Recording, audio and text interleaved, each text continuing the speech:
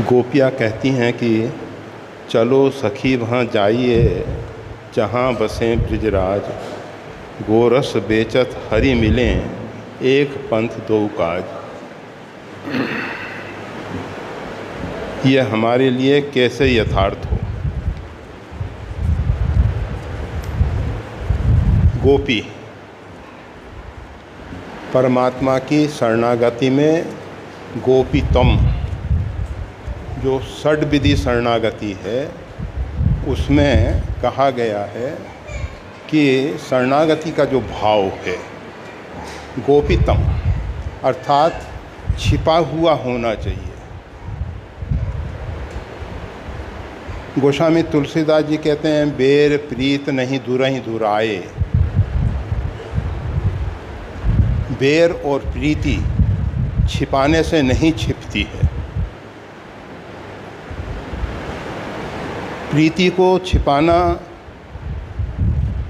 असंभव जैसा लगता है, फिर भी गोपिकाओं की सबसे बड़ी विशेषता यही है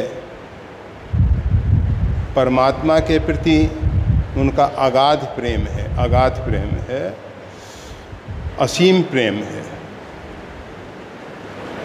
फिर भी उसको छिपा रखा है। संसार का बड़ा दुष्कर काम है, प्रीति हो और उसको छिपा के रख लेना। इसीलिए भक्ति के आचार्य के रूप में नारद जी ने उनका स्मरण किया है। नारद भक्ति सूत्र में भक्ति का जीवंत स्वरूप गोपिकाओं में देखा जाता है। यथा ब्रज गोपिका नाम। गोपी कहने के लिए यहाँ कह रही हैं चलो सखी जहाँ जाइए जहाँ बसें ब्रिजराज। उस पवित्र क्षेत्र में जाएंगे। आपको ये मालूम होगा गोपिकाओं ने मथुरा में जाके भगवान श्री कृष्ण का दर्शन नहीं किया।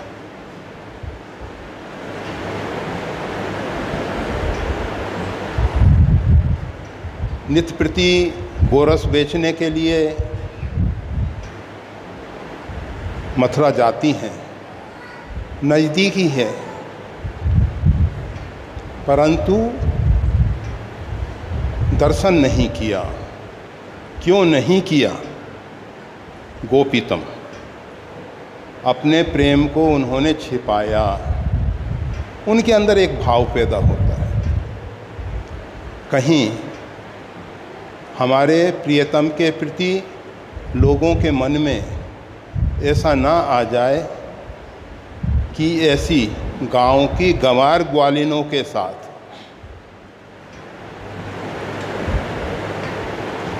ब्रजराज जो हैं प्रेम करते थे। हमारे प्रीतम में, हमारे आराध्य में, हमारे प्रेमास्पद में लोग हीन भावना ना करें, उनकी प्रतिष्ठा में, उनके गौरव में कोई न्यूनता ना आने पाए। गोपी जो उस स्थिति में पहुंची हैं उसका मूल कारण केवल ब्रजराज के प्रति, भगवान श्री कृष्ण के प्रति उनका जो पवित्र भाव है कि उनकी गरिमा, उनकी महिमा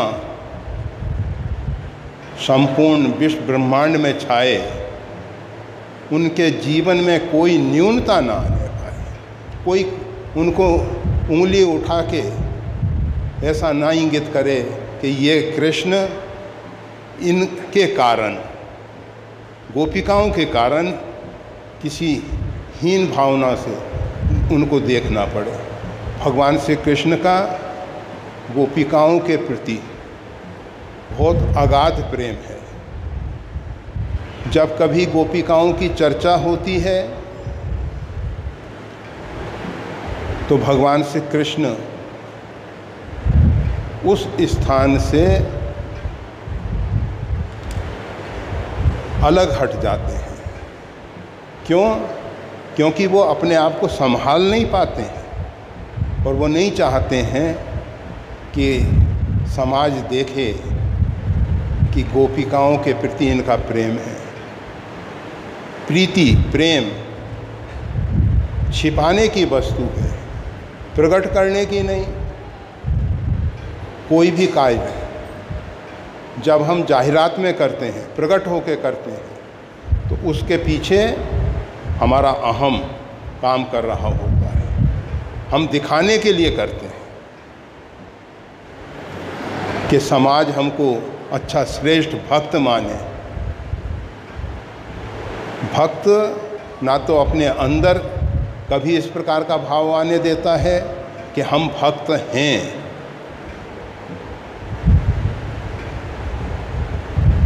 रामचरितमानस के सुतीक्षण नाम सुतीक्षण ऋषि अगस्त्य शिष्य सुजाना, सुजान शिष्य हैं, श्रेष्ठ शिष्य हैं। भगवान श्री राम के प्रति उनकी अपरिमित निष्ठा है। फिर भी उनके अंदर देखिए ये भाव नहीं आया कि मेरे में किसी प्रकार की भी लेश मात्र योग्यता है जिसके कारण परमात्मा मेरे नज़दीक आएंगे, मेरी कुटी पे आएंगे। नहीं सत्संग, जोग, जप, तप, कुछ साधन मेरे में नहीं है। भक्त की सबसे बड़ी विशेषता यही होती है, सब कुछ होते हुए भी अपने अंदर लेश मात्र भी अहंकार नहीं होता कि हम में प्रेम है, अनुराग है, और जहाँ दिखावा है, दिखाने की चेष्टा है, तो सुनिश्चित है कि केवल वो बाह्य दिखावा ही है, आंतरिक भाव नहीं है। प्रेम कभी प्रकट हो जाए अलग बात है, परंतु कोशिश ये होती है उनकी पूर्ण छिपा के रखा जाए। जब वो निद्रा में होते हैं, जब वो प्रगाढ़ नींद में होते हैं, हो सकता है उनके अंतर चेतना की आवाज़ बाहर सुनाई दे जाए, परंतु बहुत से संत ऐसे हैं जो सतत निरंतर नाम सुमरन करते रहते हैं। समाज समझता है वो सो रहे हैं या अन्य कार्यों में लगे हुए हैं। कैलाश पीठ के ऋषिकेश कैलाश पीठ के महामंडलेश्वर नर्मदा तट पे विचरण कर रहे थे। एक साधक नर्मदा के तट पे लेटे विश्राम कर रहे थे। प्रातःकालीन समय में मंडलेश्वर जी घूमते हुए जा रहे थे। उन्होंने देखा कि अमुक व्यक्ति इस प्रकार से नर्मदा के तट पे विश्राम कर रहा है। जब वो लौट के आ रहे थे तब भी वो उसी स्थिति में थे। उनको लगा कि देखो सूर्य इतना ऊपर आ गया है और ये अभी तक सो रहे हैं। उन्होंने जगाया, ए साधु, देखते नहीं सूर्य इतना ऊपर आ गया है।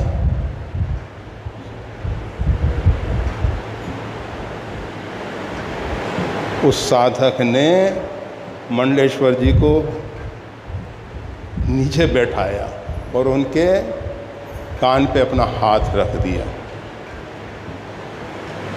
ओम नमः शिवाय का जप चालू था। हाथ में से ध्वनि आ रही। तो इतनी ऊंची कक्षा में पहुंच जाते हैं। समाज समझता है, रामकृष्ण परमहंस कहा करते थे लोग समझते हैं कि मच्छरदानी लगा के ये सो रहा है और वो अंदर बैठ के बने। तो प्रीति, भक्ति, जोग जुक्ति तप मंत्र प्रभाव फलई तबहि जब करिए दुराऊ। योग साधना दिखाने के लिए नहीं होनी चाहिए कि हमने 3 दिन की समाधि लगाई है, हमने 3 महीने की समाधि लगाई है। जो युक्तियाँ हैं वो भी प्रकट नहीं होनी चाहिए। जप तप मंत्र ये तभी प्रभावशाली होते हैं जब छिपाव किया जाता है। इनको प्रकट करने की चीज़ नहीं है ये। तो गोपिकाओं की जो विशेषता है, गोपिकाएं चलो सखी तहाँ जाइए जहाँ बसें ब्रिजराज, जहाँ भगवान श्री कृष्ण निवास करते हैं उस पवित्र भूमि में हम जाएंगे। ये नहीं कि उनका दर्शन करेंगे। और जो आगे कह रहे हैं गोरस बेचत हरि मिलें, एक पंथ दुई काज। समाज समझेगा, समाज देखेगा ये तो गोरस बेचने के लिए आई हैं और हमारे प्रियतम के जो पवित्र स्पंदन हैं वो हमारे अंदर प्रवेश करेंगे और वो पवित्र स्पंदन हमको उनसे मिला देंगे। ये नहीं कि गोपिकाएं वहाँ इसलिए जाती हैं कि वहाँ उनका दर्शन होगा। जहाँ मिलें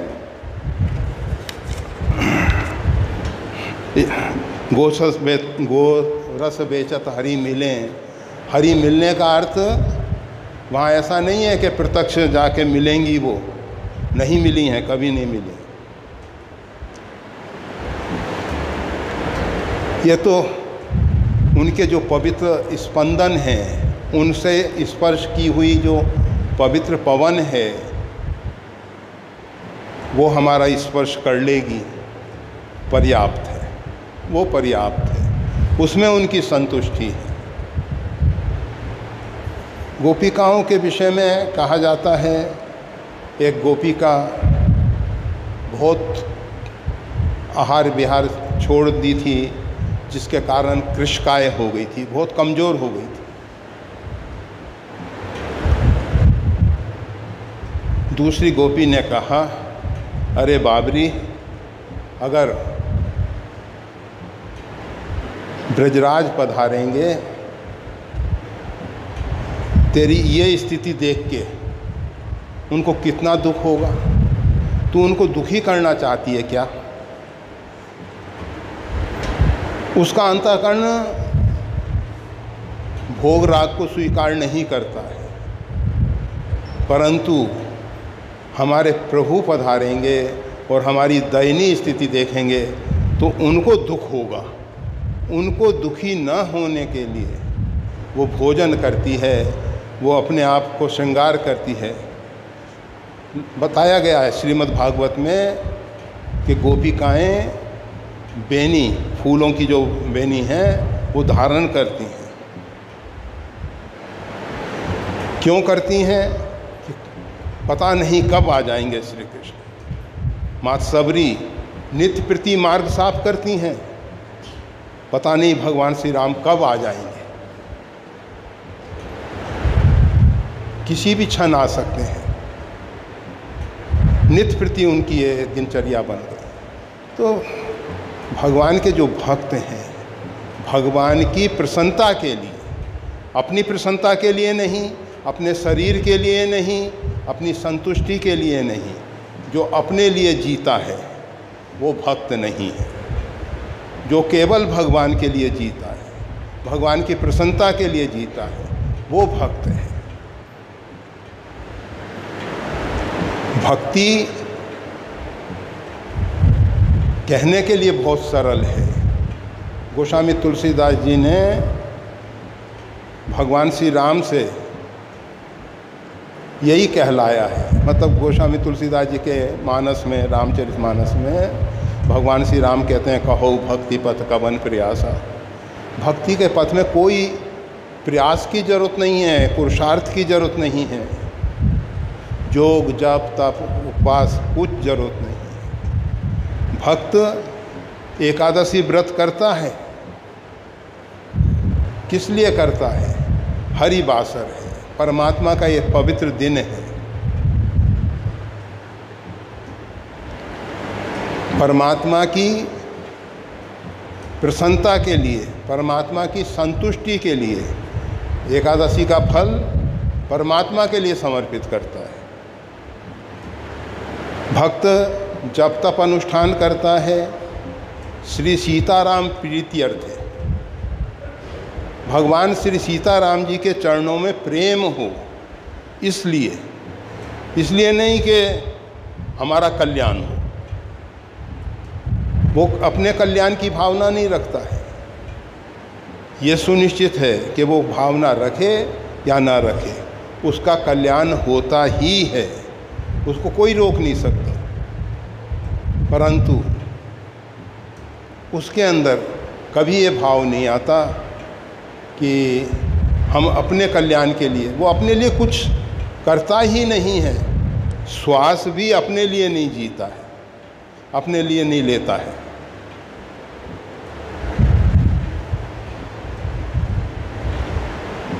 महाराज दशरथ के निधन के उपरांत कौशल्या जी, माता कैकेयी, सुमित्रा जी को इतना दुख हुआ कि वो अपने शरीर को महाराज दशरथ की अंतिम जो अंत्येष्टि है उसके साथ समर्पित कर देना चाहती थी। परंतु श्री भरत जी ने कहा, भगवान श्री राम आएंगे और जब उनको ये मालूम पड़ेगा कि मेरी माताएं इस प्रकार से चली गईं तो उनको कितना दुख होगा। आप उनके दर्शन के लिए जीवन रखें। और माता कौशल्या इत्यादि ने अपने जीवन को रख लिया। भक्त जो है भगवान के लिए जीता है।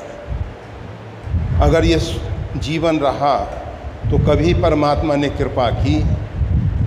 वैसे भगवान की कृपा ऐसे भक्तों पे अनवरत बरसती है। ऐसे भक्तों के लिए भगवान कभी अलग नहीं होते हैं, हमेशा उनके साथ रहते हैं। फिर भी उनको ऐसा लगता है कि अगर कभी भगवान ने कृपा की तो हमारे जीवन में धन्यता का अनुभव करेंगे। तो ये जो गोपिकाएं हैं इसीलिए इतनी अधिक गांव की साधारण गमार गांव के रहने वालों को वैसे शब्द गमार कहा जाता है, जैसे नगर के रहने वालों को नागर चतुर। ये शब्द जो हैं नगर के रहने वाले होने से उनको नागर कहा गया और वो इतना शब्द चतुरता के लिए प्रयोग होने लगा। इसी प्रकार से गांव के रहने वालों को गमार कहा गया, परंतु गमार का अर्थ मूर्ख नहीं है, नागर का अर्थ चतुर नहीं है।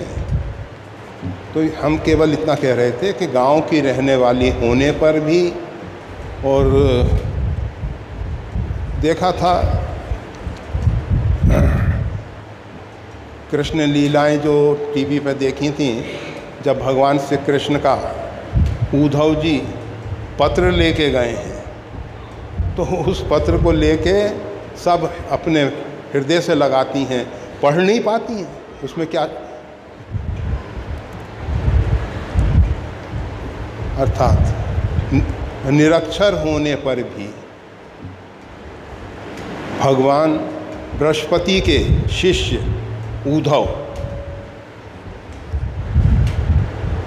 उद्धव जी जो हैं भगवान बृहस्पति, देवगुरु बृहस्पति के शिष्य हैं। उनसे उन्होंने विद्यादान लिया है। बहुत उच्च कोटि के विद्वान हैं, परंतु उनकी विद्वता उन गोपिकाओं के प्रेम के आगे बिल्कुल नगण्य हो गई। तो गोपिकाएं जो हैं अपने प्रेम को छिपाए हुए हैं।